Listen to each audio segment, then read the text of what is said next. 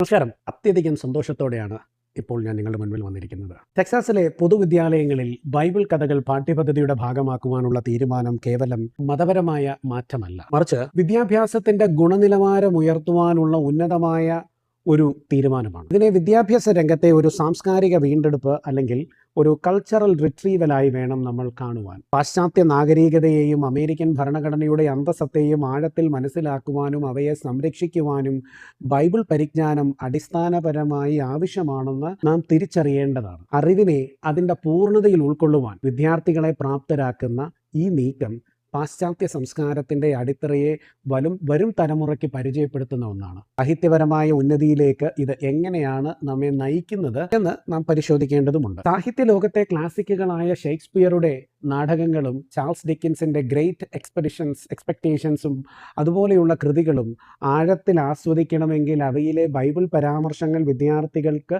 പരിചിതമായിരിക്കണം, അല്ലേ? അതുകൊണ്ട് തന്നെയാണ് ഇത് ഒരു മതപഠനമല്ല, മറിച്ച് ഉന്നത സാഹിത്യം പഠിക്കുന്നതിനാവശ്യമായ ഒരു അക്കാഡമിക് ടൂൾ അല്ലെങ്കിൽ അക്കാഡമിക് ഉപകരണമായാണ് ഇതിനെ നമ്മൾ കാണേണ്ടത്. ലെബക്കിൽ നിന്നുള്ള ഡോൺ ഹാറ്റ്ലി സാക്ഷ്യപ്പെടുത്തിയതുപോലെ ഇത്തരം അടിസ്ഥാനങ്ങളോടെ ക്ലാസിക്കൽ സാഹിത്യത്തെ പഠിക്കുന്നത് ജ്ഞാനത്തിലേക്കും സത്യത്തിലേക്കും നമ്മുടെ തലമുറയെ നയിക്കുവാൻ സഹായിക്കും എന്നാണ്. ഹൈസ്കൂൾ തലത്തിൽ ഡിക്കിൻസിൻ്റെയോ ജെയിൻ ഓസ്റ്റിൻ്റെയോ കൃതികൾക്കൊപ്പം യോബിൻ്റെ പുസ്തകവും എക്ലീസിയാസ്റ്റിക്കും തുടങ്ങിയ ഭാഗങ്ങൾ പഠന സഹായിയായി ഉൾപ്പെടുത്തിയത് ഈ അക്കാഡമിക് മികവിനെ മുൻനിർത്തിയാണ്. ചരിത്രത്തിൽ ഉടനീളമുള്ള ഉന്നതമായ ഇടപെടലുകളെ തിരിച്ചറിയുവാൻ ഈ അറിവ് നമ്മുടെ കുട്ടികളെ സഹായിക്കും. ഈ പാഠ്യപദ്ധതിയിലൂടെ ഓരോ ഘട്ടവും നാം സൂക്ഷ്മമായി വിലയിരുത്തുകയാണെങ്കിൽ വിജ്ഞാനത്തിൻ്റെ വളരെ കൃത്യമായ പടിപടിയായുള്ള വളർച്ച നമുക്ക് കാണുവാനായിട്ട് സാധിക്കും. 1ാം ക്ലാസ്സിൽ എനിക്ക് തോന്നുന്നു നോഹയുടെ പെട്ടകത്തെക്കുറിച്ചും 2ാം ക്ലാസ്സിൽ ഡേവിഡ് ആൻഡ് ഗോലിയാത്തിനെ കുറിച്ചും പഠിക്കുന്ന ഒരു കുട്ടി 3ാം ക്ലാസ്സിൽ എത്തുമ്പോൾ ക്രിസ്ത്യൻ ബ്രോഡ്കാസ്റ്റിംഗ് നെറ്റ്വർക്ക് തയ്യാറാക്കിയ Daniel in the lions Den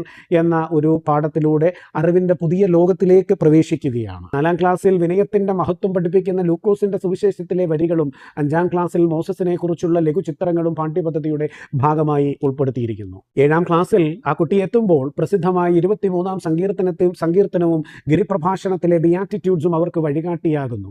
8ാം ക്ലാസ്സിൽ എത്തുമ്പോൾ തനാക്കിൽ നിന്നുള്ള ലെമന്റേഷൻസും എന്ന ഭാഗവും എക്ലീസിയാസ്റ്റിക്സും കുട്ടികളുടെ അക്കാഡമിക് ഗൗരവത്തോടൊപ്പം തന്നെ പഠിപ്പിക്കുന്നു. The golden rule, the prodigal sun തുടങ്ങിയ കഥകൾ കേവലം മതപരമായ പാഠങ്ങളല്ല നൽകുന്നത്, മറിച്ച് സാമൂഹിക മൂല്യങ്ങളെക്കുറിച്ചും മാനുഷികമായ ഉൾക്കാഴ്ചകളെക്കുറിച്ചും വലിയൊരു അറിവാണ് കുട്ടികൾക്ക് പകർന്നു നൽകുന്നത്. ചരിത്രത്തിൻ്റെ ഇടനാഴികളിലേക്ക് നമ്മൾ നോക്കുമ്പോൾ ഈ പരീക്ഷണം കേവലം അക്ഷര പഠനമല്ല എന്ന് നമുക്ക് മനസ്സിലാക്കുവാൻ സാധിക്കും.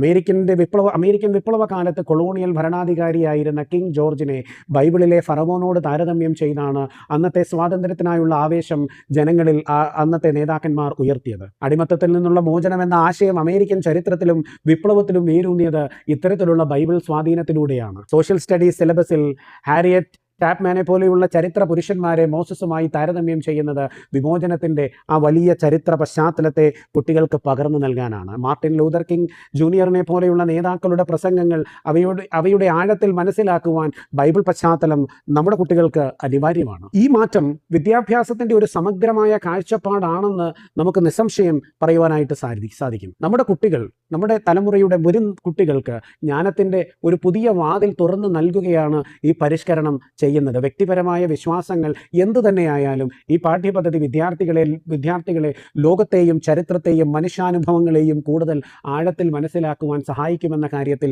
യാതൊരു തർക്കവുമില്ല. അറിവിൻ്റെയും ജ്ഞാനത്തിൻ്റെയും ഈ പാതയിൽ മുന്നേറുവാൻ നാം സജ്ജരാകേണ്ടതുണ്ട്. നമ്മുടെ കുട്ടികളെയും സജ്ജരാക്കേണ്ടതുണ്ട്. ചരിത്രത്തെയും സാഹിത്യത്തെയും അവയുടെ പൂർണ്ണ രൂപത്തിൽ പഠിക്കുവാൻ നാം യഥാർത്ഥത്തിൽ തയ്യാറാകുന്നുണ്ടോ എന്ന ഗൗരവകരമായ ചിന്തയോടെ ഈ വിഷയം നിർത്തുകയാണ്. മറ്റൊരു വിഷയവുമായി വീണ്ടും കാണുന്നത് വരെ thank you and good bye.